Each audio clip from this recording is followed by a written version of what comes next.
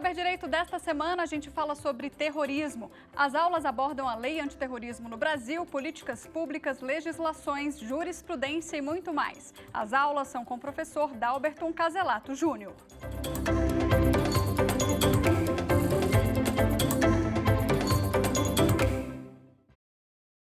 Meus amigos, minhas amigas do programa Saber Direito, estamos aqui no nosso curso de Aspectos Críticos da Lei Antiterrorismo Brasileira, iniciando a nossa terceira aula agora. Só relembrando que na aula 2 falamos a respeito das críticas em relação ao conceito de terrorismo no artigo 2º, essa dificuldade de organismos internacionais e dos estados estrangeiros, dentre os quais o Brasil, de conseguir chegar a um ponto em comum em relação a uma conceituação que seja universalmente aceita, inclusive parafraseando Leonardo Boff, né, a gente pode fazer uma adaptação e dizer que o terrorismo, na verdade, ele é um ponto de vista a partir de um ponto, o que significa dizer que cada nacionalidade interpreta o que seja atos de terrorismo segundo a sua cultura, segundo o seu modo de ver, de modo que um conceito promovido pela Liga Árabe não traz a mesma correspondência de, por exemplo, conceitos trazidos pela União Europeia, pelo Departamento de Estado norte-americano, pela Organização do Tratado do Atlântico Norte, das Nações Unidas, devido a essa alta carga moral que impacta o conceito de terrorismo. Hoje, na aula 3, falaremos a respeito de possíveis políticas públicas contra terrorismo, preventivas e repressivas, que podem ser adotadas no caso brasileiro. Nós percebemos que a Lei Antiterrorismo Brasileira ela traz um conjunto normativo de sanções, de conformação primária, com o estabelecimento da conduta penal e a consequente conformação secundária no estabelecimento de penas. Mas subsumir fatos às normas penais não é, ao nosso ver, a única medida que deveria ser tomada no enfrentamento ao terrorismo.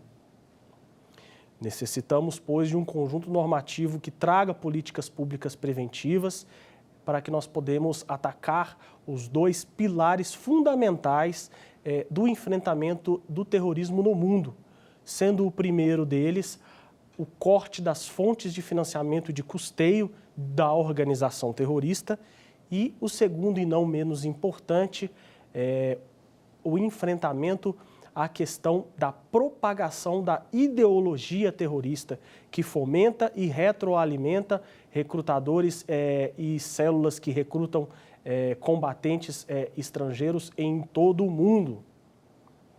Devemos lembrar que só o Estado Islâmico, nos últimos anos da sua ascensão, tomando boa parte do norte da Síria, invadindo parte do território turco e parte do território iraquiano, chegou a contar com mais de 30 mil combatentes estrangeiros devido ao fomento da ideologia das organizações terroristas, fato do qual políticas públicas preventivas baseadas no corte dessa situação ideológica que traz o combatente estrangeiro para a organização devem sim então ser enfrentadas por meio de um programa normativo eficiente.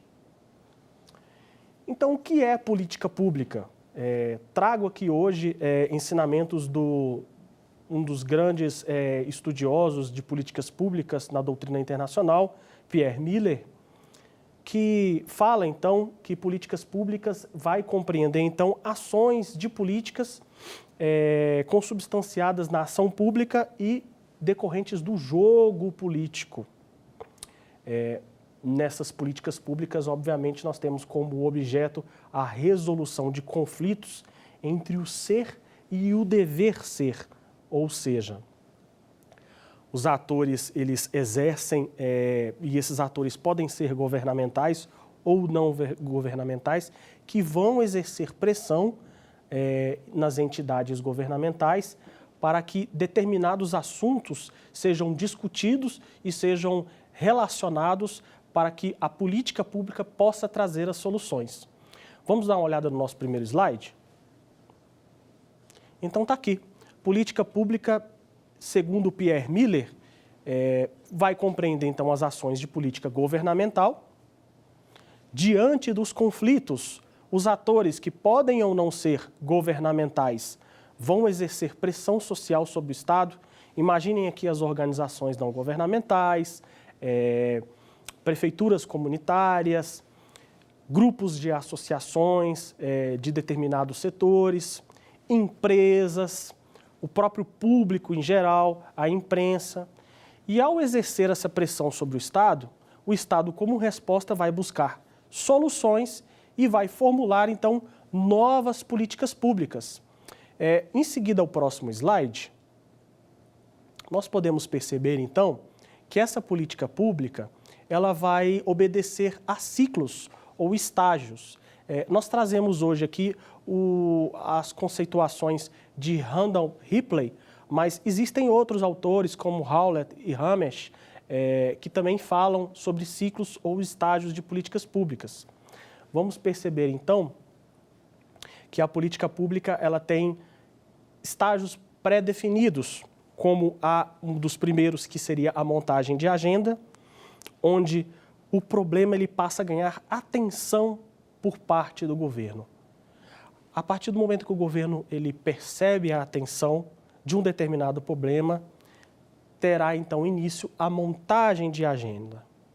Em segundo caso, nós começamos então com a formulação da política pública, onde o governo vai reconhecer a existência desse problema político e vai perceber a necessidade de tomar um posicionamento a respeito. Em seguida, teremos então o terceiro estágio de política pública, que vai ser o estágio de tomada de decisão política, onde o governo vai analisar os problemas políticos e vai buscar as soluções. E vai decidir, então, apresentar o que nós chamamos de curso oficial de ação, ou um plano governamental. Neste estágio em específico, os atores de ação eminentemente governamentais, os atores não governamentais já exerceram a pressão devida para que o problema fosse pautado nas atenções do governo. Em seguida, teremos então o quarto estágio de política pública, que é o estágio da implementação dessa política. Vai ser a hora de colocar, então, o que nós chamamos de curso oficial de ação ou plano governamental em ação. E, em seguida, teremos, então, o quinto estágio de política pública, que vai ser o estágio da avaliação dessas políticas públicas. Vai ser o modo pelo qual o governo e os membros diretamente ligados à execução dessa política pública vai avaliar a necessidade de repensá-los ou vão concluir pela sua efetividade e a sua manutenção. O que os governos geralmente evitam no estágio de avaliação de políticas públicas é promoção da descontinuidade da política pública, porque ela já passa por vários estágios de construção, com um esforço intelectivo e operacional de todos os atores governamentais e não governamentais. Então, certamente, para que a gente possa aproveitar aquele curso oficial de ação do governo, seria mais interessante fazermos devidas adaptações para que se mantesse a continuidade daquela política pública. Então, na política pública, nós temos os seguintes resultados na avaliação.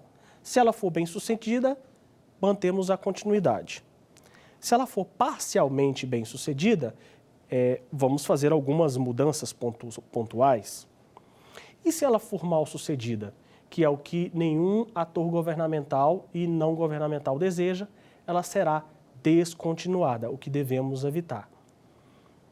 Note, então, que os estágios de políticas públicas trazem uma dinamicidade na aplicação dessa política pública. Dinamicidade justamente necessária para o enfrentamento a um fenômeno também dinâmico, também multifacetado, que é enfrentamento ao terrorismo. Então, diante dessas informações que nós colocamos agora de forma preliminar, vamos fazer a nossa consulta aos nossos slides. Então, temos aqui em relação à nossa política pública, evento, então, extremamente dinâmico, que vai se chocar e vai buscar, com a sua dinamicidade, enfrentar a dinamicidade do fenômeno do terrorismo. E, no Brasil, então, nós vamos pensar numa influência de uma política externa que vai internacionalizar políticas públicas dos estados. Nós percebemos, então, que organizações internacionais, tais quais a UGAFI e a ONU, elas exercem essa política de internacionalização das políticas públicas. Com o advento da globalização, temos, então, um movimento cíclico das políticas internacionais e das políticas domésticas em um processo de mútua influência. Ou seja, no caso da ONU, que estabelece um programa normativo aos seus Estados-membros, o próprio exemplo da Resolução 1373 de 2001 é um caso de o estabelecimento de um programa normativo exortando os Estados-membros a se adequarem em relação à tipificação do terrorismo nos seus devidos países, ou seja, vem então a organização internacional e faz esse processo de influência para internacionalizar políticas públicas internacionais nos estados domésticos. Isso deve ser feito, claro, sempre respeitando a soberania e o voluntarismo dos estados. Percebemos nos slides aqui, então, que o papel da ONU é justamente gerar políticas públicas internacionais, tais quais as contidas nas resoluções dos Conselhos de Segurança da ONU, caso que toca o presente tema do enfrentamento ao terrorismo. Em 3 casos, no caso de geração de agenda, no caso de fornecimento do programa normativo e de avaliação das políticas públicas nacionais. Então, temos aqui as Nações Unidas como pessoa jurídica de direito internacional, oferecendo, então, aos Estados-membros um marco pré-estabelecido e permanente para diálogos, gera informação que sirva de um referencial válido para os Estados-membros e atua também como redutor de tensão em escala internacional.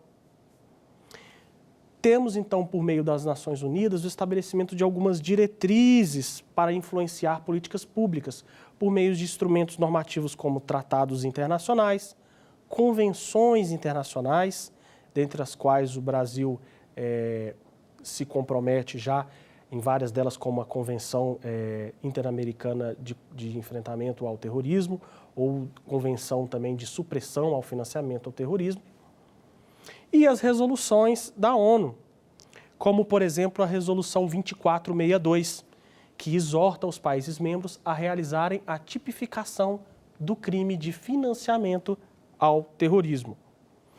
Então, percebemos no próximo slide. Então, veja, meus amigos, minhas amigas, a evolução das organizações internacionais e suas políticas públicas humanitárias sobre assuntos domésticos dos Estados, que vai compreender a adesão progressiva das políticas públicas negociadas no âmbito desses Estados e a aceitação da modalidade de ingerência em graus diversos, mas sempre respeitando a soberania dos Estados. Essa política pública não pode ser de forma coativa, de forma impositiva. Temos uma maior coação e imposição no caso das resoluções do Conselho de Segurança da ONU, mas mesmo as resoluções do Conselho de Segurança da ONU de obrigação de observância obrigatória pelos Estados-membros precisam ser respeitados a soberania interna dos Estados. Diante dessas informações, vamos trabalhar com a nossa primeira pergunta. Vamos lá para o quiz?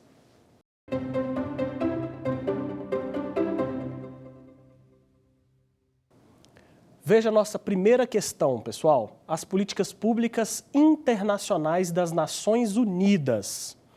Importante ator independente dos Estados-membros. Pautam suas ações em 4 funções básicas, dentre as quais oferecimento de um marco pré-estabelecido e permanente de diálogo aos Estados-membros, atuação como redutor de tensão em escala internacional, legitimar situações de fato e gerar informação útil aos países membros e adotar políticas não negociáveis em termos de políticas públicas coativas sobre o voluntarismo estatal. Diante do que nós conversamos, vocês já têm, então, condições de responder a primeira pergunta? Vamos lá ver o gabarito? Então, temos aqui que o gabarito é a letra D. Adotar políticas não negociáveis em termos de políticas públicas coativas sobre o voluntarismo estatal. Percebam, então, que nem mesmo as resoluções do Conselho de Segurança das Nações Unidas, elas devem se sobrepor à soberania dos Estados. Obviamente que a ONU, ela adverte aos Estados-membros que suas resoluções são de cumprimento obrigatório e há, obviamente, sanções internacionais pelo seu descumprimento. Mas isso não significa que a resolução ela vai se sobrepor à soberania de cada um dos Estados. Agora vamos falar sobre o processo de internacionalização do poder punitivo. De que forma organizações internacionais podem pressionar estados domésticos, os estados como o Brasil, a integrarem normas penais dentro do seu ordenamento jurídico. Seria, então, o especial caso do Grupo de Ação Financeira Internacional, chamado de GAFI, que foi criado em 1989, com algumas das características que nós vamos dar uma olhada agora no nosso quadro. Veja, as organizações internacionais e o processo de internacionalização do poder punitivo dos Estados. O Grupo de Ação Financeira Internacional, GAFI, e os seus objetivos, dentre os quais temos a troca de informações entre as unidades de inteligência financeira dos Estados-membros. Sobre esse primeiro objetivo, nós devemos lembrar que o GAFI trabalha com uma série de Estados-membros que têm tradições distintas em sua forma de combater crimes como o financiamento ao terrorismo e a lavagem de dinheiro. Precisa-se, então, expedir recomendações que estejam em acordo com cada uma dessas tradições. O Brasil tem a sua tradição e a sua forma de trabalhar em relação à prevenção de lavagem de dinheiro, que é um crime, que também é um crime considerado crime antecedente à prática de financiamento ao terrorismo. Voltando aqui à nossa tela, temos aqui como o seu segundo objetivo inibir o trânsito de ativos financeiros ilícitos entre os países. Podemos falar aqui, então, em relação a transferências bancárias indevidas, lavagem de dinheiros de toda a ordem, que sirvam para que dê uma destinação lícita a esses ativos, para que sejam, então, utilizados para o fomento e execução de atos terroristas, não só dentro do Brasil, mas em outras partes do mundo. Temos como próximo objetivo exercer um papel normativo sancionador, com as chamadas 40+9 recomendações. E sobre esse aspecto, seria interessante deixarmos, então, que houve uma atualização recente por parte do GAFI e algumas das 49 resoluções, elas foram revisadas e hoje o GAFI, então, conta com 40 recomendações, dentre as quais se inclui ainda o combate, o enfrentamento às causas do terrorismo e o seu financiamento.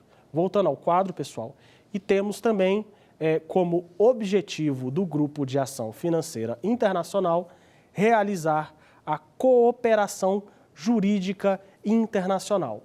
E essa cooperação jurídica internacional vai compreender uma série de organismos governamentais, dentre os quais os órgãos da persecução penal, como as polícias judiciárias, Poder Judiciário dos Estados, como instituições financeiras públicas e privadas. Outra característica também é a cooperação jurídica internacional e a cooperação internacional também entre organismos governamentais que têm como objetivo buscar a a forma de prevenção à transferência desses ativos financeiros, tais quais o COAF brasileiro, com as suas respectivas instituições financeiras de outros estados, trocam informações de forma constante, até devido às suas particularidades de cada uma das suas tradições jurídicas, justamente para evitar que esses ativos financeiros não deixem de ser interceptados e bloqueados. Em relação a isso, nós temos louvável trabalho do Congresso Nacional, no sentido de, diante de pressões do Grupo de Ação Financeira Internacional, validar e publicar a Lei 13.810 de 2019, que revogou a Lei 13.170, justamente diante das críticas do GAFI em relação à sua ineficiência no congelamento de ativos financeiros provenientes de atos terroristas, bem como a designação nacional dos seus membros acusados e investigados de terrorismo, que iremos comentar de uma forma mais específica nas aulas seguintes.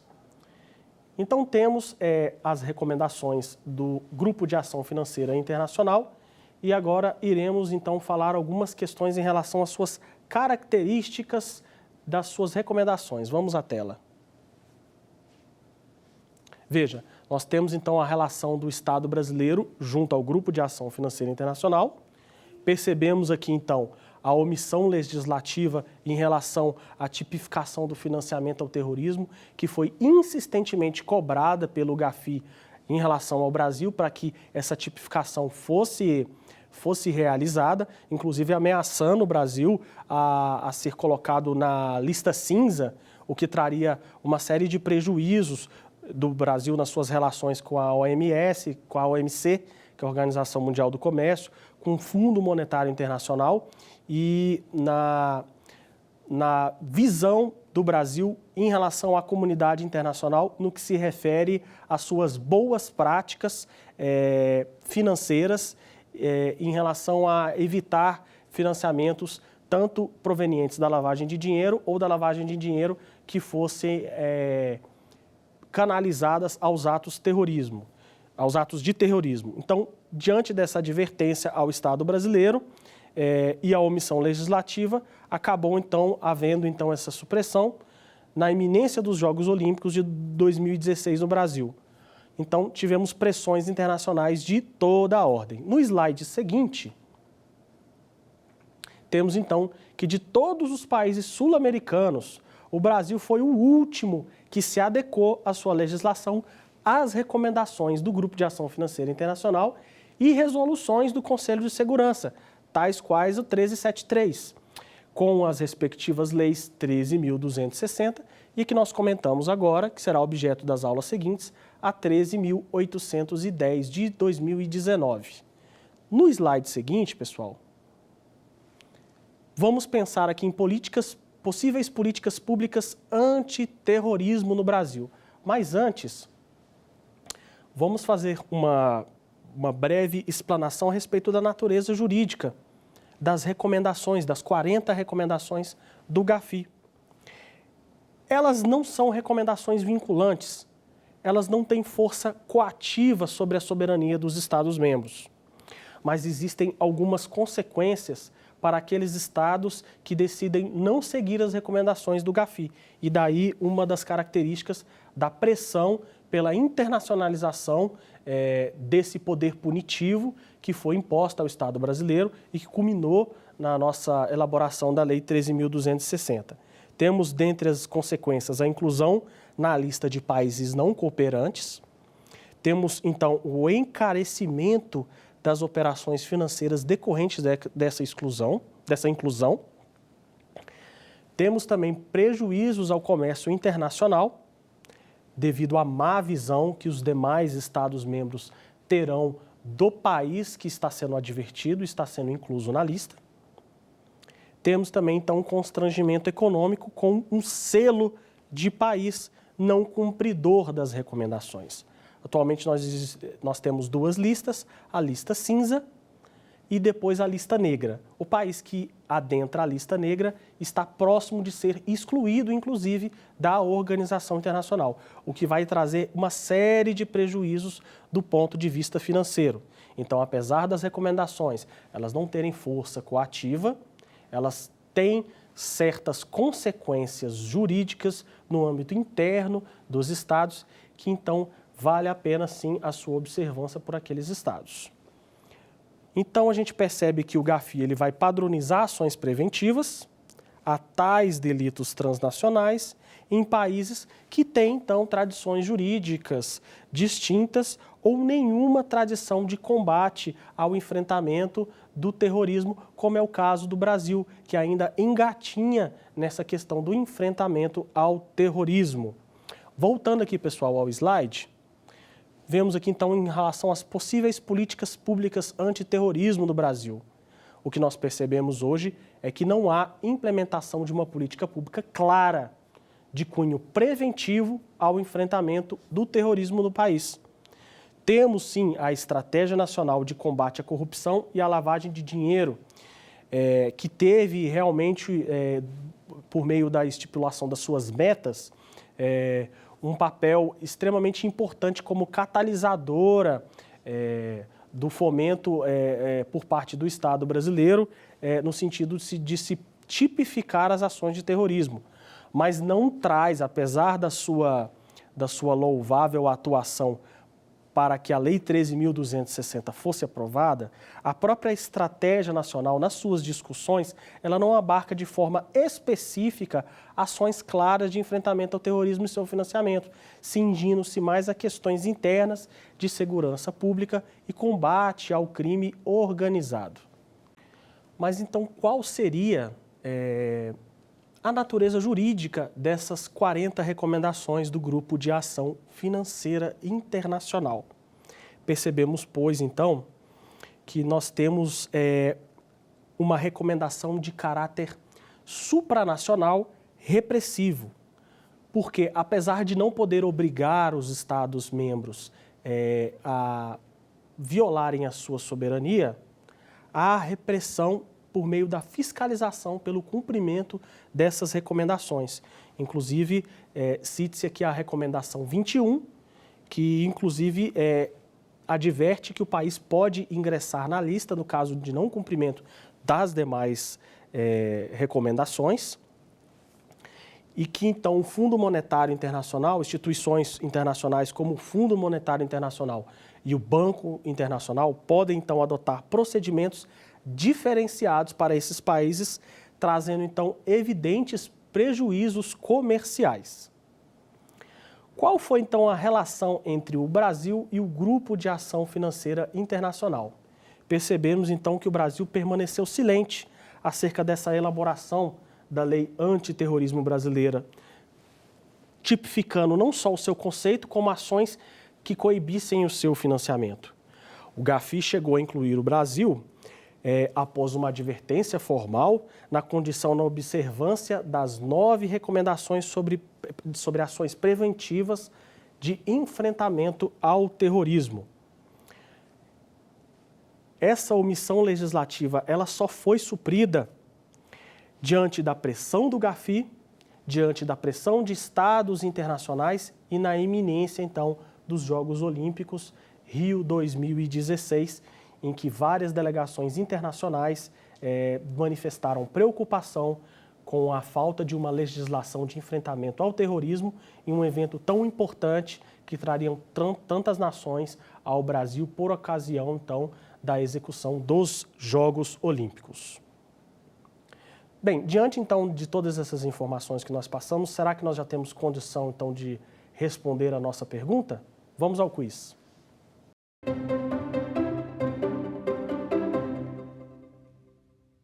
Pessoal, veja essa segunda questão. Dentre os organismos internacionais que internacionalizam o poder punitivo dos Estados, encontra-se o Grupo de Ação Financeira Internacional. Assinale a opção que não contemple seu conceito. Veja a letra A. O GAFI busca padronização jurídica por meio da expedição de suas recomendações. com o fim de combater práticas de lavagem de dinheiro ou financiamento ao terrorismo. Temos a letra B. As 40 mais 9 recomendações propostas pelo GAFI são de observância obrigatória pelos países membros e não membros, possuindo força coativa. A letra C. O Estado brasileiro foi compelido pelo GAFI a elaborar a sua lei antiterrorismo, inclusive com a advertência de sua inclusão na lista de países não cooperantes. Seria, então, a advertência da inclusão da lista cinza. Dentre as consequências do não cumprimento das recomendações do GAFI estão o encarecimento de movimentações financeiras, prejuízos comerciais e constrangimentos aos setores internacionalizados da economia. Bem, diante das questões que nós colocamos, será que nós já temos, então, condições de responder? Vamos voltar à questão? Veja, pessoal, que o gabarito, então, é a letra B, por 2 motivos, pessoal. As 40 mais 9 recomendações propostas pelo GAFI sofreu uma revisão. Atualmente, nós temos, então, 40 recomendações, das quais continuam abarcando todas as questões relacionadas à conceituação e o enfrentamento do terrorismo e o seu financiamento. Elas são de observância obrigatória pelos países membros e não membros também. Só que elas não possuem força coativa. Elas são só de caráter supranacional normativo, mas elas não podem obrigar os países membros à sua observância. Tanto é que nós temos, então, uma série de consequências internacionais pelo seu não cumprimento. Então, nós percebemos, então, que não há uma implementação de uma política pública de cunho preventivo por parte do governo brasileiro. Percebemos que a Estratégia Nacional de Combate à Corrupção e à Lavagem de Dinheiro, a ENCLA, ela não tem uma política criminal que abarca de forma específica ações governamentais de enfrentamento ao terrorismo no Brasil, cingindo-se mais a questões relacionadas à segurança pública e combate a crime organizado. Percebemos aqui, então, no slide, que uma política pública preventiva para o terrorismo, ela tem que considerar essas 2 questões. Ver o terrorismo em relação à guerra contra o crime, uma questão de defesa nacional, que vai possibilitar políticas públicas de cunho repressivo reativo, quando o ato de terrorismo já tiver sido praticado e necessitar de uma resposta militar e policial por parte do Estado, mas lembrando que mesmo nessa resposta, a política pública ela precisa adotar condições para que as vítimas tenham um bom atendimento, um atendimento prioritário em hospitais, que haja indenizações para determinadas vítimas em determinadas situações, questões que são tragas pelas principais legislações antiterrorismo pelo mundo. E também considerar o terrorismo como um problema criminal, um caso de emergência civil. Considerar o terrorismo só em relação à guerra contra o crime é uma política pública que vai ser fadada ao insucesso. Um breve comentário em relação à política pública repressiva norte-americana de combate ao terrorismo. Os Estados Unidos gastou de 2001 até a presente data cerca de 5 trilhões de dólares no combate a ações preventivas contra organizações terroristas. E o que a gente percebe é que as organizações terroristas, a par de terem maior ou menor grau de influência devido aos embates em relação a essas políticas públicas preventivas e repressivas por parte do governo norte-americano e seus aliados, mantêm a sua ideologia ainda de pé. E é essa ideologia que vai fazer com que muitas dessas organizações internacionais ressurjam das cinzas e possam, à primeira oportunidade, voltar a realizar atos terroristas pelo mundo, principalmente por meio do acionamento das suas células que se encontram nos países que serão alvos dos atentados. Daí nós percebemos, então, que não se trata só de guerra contra o crime e ações policiais e ações militarizadas contra o terrorismo. A necessidade de nós enfrentarmos o foco do problema, que vai se cingir entre corte de fontes de financiamento e ações governamentais por meio das políticas públicas preventivas, que vá direto ao foco do problema, que origina a radicalização e a autorradicalização terrorista, qual seja o culto à ideologia que a organização terrorista prega. Nesse caso, o Estado Islâmico e a Al-Qaeda são os grandes exemplos dessa denominada quinta onda que se utiliza do cyberterrorismo, não só para promover ataques nos sistemas de informática, mas para utilizar esses sistemas de informática para receber doações via bitcoins ou doações financeiras por meio de offshores ou paraísos fiscais, bem como também para fomentar a sua ideologia por meio de revistas digitais e produções com caráter cinematográfico e profissional das suas ações que são cometidas não só na Síria, onde o exército do Estado Islâmico fixa a sua residência e o seu autoproclamado califado, mas também de ações que são cometidas pelas células da organização em vários países, principalmente na Europa. Perceba, então, que a nossa lei de enfrentamento ao terrorismo, ela trouxe, então, uma preocupação em elaborar somente um rol de condutas repressivas com alto grau de penalização, conforme nós já falamos. E ao passo em detrimento de não elaborar as políticas públicas preventivas tão necessárias para que a gente possa aparelhar o Estado por meio das suas ações governamentais, no sentido de evitar a radicalização e o financiamento e demais estratégias de comunicação em relação ao terrorismo. Vamos dar uma olhada, então, no nosso próximo slide. Veja que, em pleno século XXI, a lei brasileira sobre terrorismo era vaga e praticamente resumida no mandado de criminalização do artigo 5º, inciso 43 da Constituição Federal. Ou seja, nós tínhamos o fadado artigo 20 da Lei de Segurança Nacional, a Lei 7170, feita em 1983, ainda na época do regime ditatorial militar, que não apresentava uma tipificação clara sobre o terrorismo e afrontava o princípio da taxatividade, além de ser acusada de ser utilizada para perseguição política. No slide seguinte, pessoal, percebemos então que a lei antiterrorismo brasileira ela apresenta esse rol de condutas penais repressivas com alto grau de penalização e não há então uma política pública coordenada, preventiva, que aparelhe as organizações, que faça o devido enfrentamento a respeito do aparelhamento das organizações terroristas e seu financiamento e também evitar essas estratégias preventivas sobre recrutamento e radicalização dos novos membros.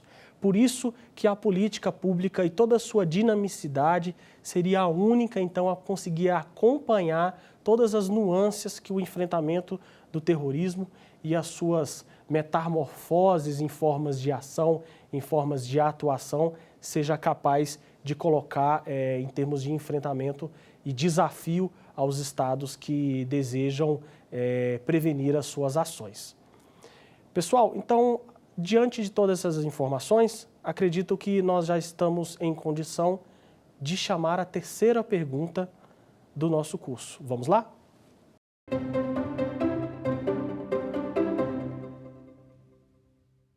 Veja a questão 3, pessoal. Dentre os compromissos estratégicos da Estratégia Nacional de Combate ao Terrorismo de Portugal, que é uma das estratégias que nós recomendamos aqui que o Brasil siga por meio das políticas públicas preventivas, dadas as suas particularidades, claro. Assinar é aquela que não condiz com a sua formulação. Temos a letra A, detectar e identificar preventivamente possíveis ameaças terroristas. Na letra B, prevenção por meio do estudo das causas que determinam o surgimento dos processos de radicalização e recrutamento em organizações terroristas. A letra C, proteger alvos prioritários de grupos terroristas, como fronteiras, circulação de capitais, mercadorias, transportes e energia, dentre outros. E a letra D, que é atuar preventivamente, dissociando-se dos diversos segmentos de segurança pública, prescindindo da cooperação em prol da especialização. Veja, pessoal, antes de responder essa pergunta, vamos explicar o que é a Estratégia Nacional de Combate ao Terrorismo de Portugal. É um conjunto unificado de normativas que trazem uma política pública preventiva ao enfrentamento do terrorismo e ao seu financiamento, que é, sim, a sugestão do nosso curso para que o Poder Legislativo leve em consideração suas normativas no sentido de elaborar a nossa própria estratégia brasileira de enfrentamento ao terrorismo. Ela tem os seus 5 compromissos, ela é pautada em 5 compromissos básicos, que é detectar, prevenir, proteger, perseguir e responder. Detectar e identificar preventivamente ameaças, focos de ação, prevenir realizando estudos sobre causas que motivam a radicalização e o recrutamento, proteger, dando foco à proteção a alvos prioritários e preferenciais desses grupos terroristas, né, que são aquelas pessoas que têm o que nós chamamos de vulnerabilidade social, reduzir fraquezas no país no que se refere à fiscalização de suas fronteiras, das pessoas, circulação de capitais, perseguir, que seria ações para neutralização e desmantelamento dessas ações terroristas, e responder, que seria, com todos os meios acessíveis à reação, dar uma resposta à altura aos atos terroristas cometidos, agindo inclusive com assistência às vítimas e testemunhas, considerando suas necessidades especiais caso a caso. Bem, diante dessas informações, vamos responder a pergunta? Vamos ver, pessoal, que o gabarito, então, é a letra D, atuar preventivamente, dissociando-se dos diversos segmentos de segurança pública e prescindindo da cooperação em prol da especialização. Ora, nós precisamos, na verdade, que os segmentos de segurança pública entrem em coordenação. Todos os órgãos do Poder Judiciário, Legislativo, Executivo, os órgãos da persecução penal, agências de inteligência, bancos públicos e privados, sistema postal, Receita Federal do Brasil, no caso de aplicarmos a estratégia no nosso país, né? E não prescindir também dessa cooperação, muito pelo contrário, utilizar a cooperação jurídica nacional e internacional em prol do enfrentamento aos atos de terror. Então veja, pessoal, que a nossa Lei 13.260, a nossa Lei de Enfrentamento ao Terrorismo no Brasil, ela clama por uma política específica aliada à Estratégia Nacional de Combate à Lavagem de Dinheiro, a ENCLA, mas com uma política pública própria, que hoje é inexistente. Deixa, então, a Lei Antiterrorismo Brasileira de apresentar um caráter meramente normativo de condutas repressivas e buscar ações políticas concretas no enfrentamento ao terrorismo, eliminando, então, esse caráter de norma simbólica no que se refere à ausência dessas prevenções em políticas públicas. Veja, então, que a sugestão da Estratégia Nacional Portuguesa de Enfrentamento ao Terrorismo, que traz uma série de ações coordenadas dos diferentes órgãos da persecução penal, de ações governamentais e não governamentais, é a sugestão do nosso presente curso, visto a inexistência de qualquer normativo em termos de políticas públicas preventivas para o Brasil neste momento. Ela é um instrumento de política criminal, tem o seu compromisso de mobilização, coordena e coopera todas as estruturas nacionais e internacionais com responsabilidade direta e indireta no domínio dessa ameaça terrorista. Veja que só a dinamicidade da ação por meio de políticas públicas vai poder acompanhar a dinamicidade que o terrorismo apresenta como desafio para o enfrentamento dos nossos estados nacionais, buscando então que esses dois pilares básicos do terrorismo, corte das fontes de financiamento e combate à ideologia, sejam satisfatoriamente combatidos por meio de uma política normativa eficiente. Então, pessoal, chegamos então ao final da nossa aula. Falamos hoje, nessa terceira aula, a respeito de como formular uma política pública. Falamos sobre Pierre Miller, o que ele compreende como conceito de política pública. Falamos sobre Randall Ripley e os conceitos no que se refere aos ciclos ou estágios de políticas públicas. Falamos sobre formulação de agenda, implementação. Falamos sobre execução e formulação de políticas públicas e sobre a avaliação de políticas públicas.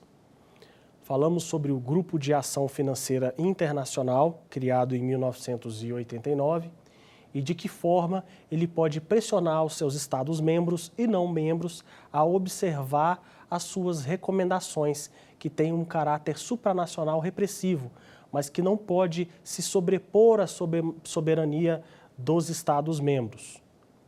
Como consequência do não cumprimento dessas 40 recomendações do GAFI, há uma série de constrangimentos que os Estados membros e não-membros podem passar, que vão prejudicar de sobremaneira as suas atuações em âmbito do comércio internacional e suas relações junto ao Fundo Monetário Internacional e ao Banco Mundial. Prosseguimos, então, em relação ao estudo das várias tratativas que foram feitas entre o Grupo de Ação Financeira Internacional e o Estado brasileiro, de formas a forçar o Estado brasileiro a adotar, sim, a recomendação número 21 e tipificar a conduta de conceituação e financiamento do terrorismo no nosso ordenamento jurídico brasileiro. Tivemos, então, uma série de disputas políticas no Congresso Nacional para que essa lei antiterrorismo fosse finalmente publicada e aprovada. E, diante disso, ainda não foi suficiente, do ponto de vista normativo, que se trouxesse um conceito de terrorismo que abarcasse todas as situações de terrorismo que ocorrem atualmente no mundo. Portanto, urge-se a necessidade não só da revisão legislativa da lei antiterrorismo brasileira, principalmente na questão da motivação política, da motivação de gênero, da motivação de misoginia, como também de se estabelecer o crime de apologia ou incitamento ao ato terrorista, bem como de realizarmos a implantação dessas políticas públicas preventivas que tenham foco na prevenção da radicalização, da autorradicalização, dando àquelas pessoas que estão em vulnerabilidade social o seu sentimento de pertença, não deixando que aquelas pessoas se percam em seus valores de cidadania, e que sejam, então, alvos fáceis para que células terroristas consigam se aproximar, implantar a ideologia, que é uma ideologia baseada no uso da violência para conseguir propósitos políticos, e trazer, então, essa pessoa que está em situação de vulnerabilidade social para o seio da organização. Bem, pessoal, na aula que vem nós iremos falar sobre a Lei 13.810 de 2019. É uma lei que nós podemos bater palmas em relação à atuação do governo do Estado brasileiro, no sentido de observar insistentes recomendações no GAFI para que a Lei 13.170, que anteriormente falava sobre a indisponibilidade de ativos de pessoas físicas ou jurídicas que estivessem relacionados aos atos de financiamento de terrorismo, tivesse uma desburocratização e uma desregulamentação que permitisse que as ações no sentido de congelar esses ativos financeiros fossem realizadas com menos burocracia e mais efetividade.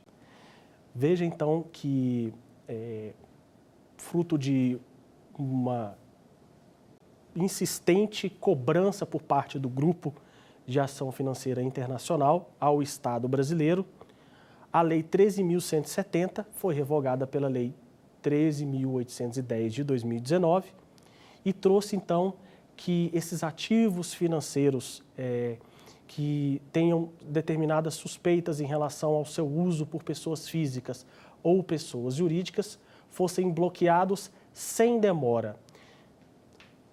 Esse vocábulo sem demora que é trago pela Lei 13.810, ele justamente traz a questão de poucas horas ou de forma imediata as ações no que se refere à atividade do juiz de direito ao receber o pedido de indisponibilidade dos ativos financeiros, a agir da forma mais eficiente possível.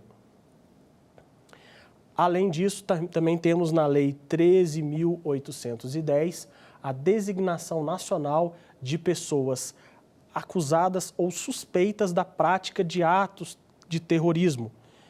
Iremos, então, na aula seguinte, passar os procedimentos básicos que são utilizados para que essa designação seja reconhecida, então, pelo Estado brasileiro, após uma comunicação formal do Conselho de Segurança das Nações Unidas. E é isso, pessoal. Eu agradeço imensamente a audiência dos colegas, dos alunos e das alunas. Espero que vocês tenham gostado da aula. Voltaremos com a aula 4 e em seguida com a aula 5, no nosso curso de aspectos críticos da nossa lei de enfrentamento ao terrorismo. Um grande abraço, fiquem com Deus. Tchau, tchau. Quer dar alguma sugestão de tema para os cursos do Saber Direito? Então mande um e-mail para a gente, saberdireito@stf.jus.br, ou entre em contato pelo WhatsApp. O número é esse que aparece na sua tela. Você também pode estudar pela internet. Acesse nosso site tvjustiça.jus.br ou pode rever as aulas no canal do YouTube TV Justiça Oficial.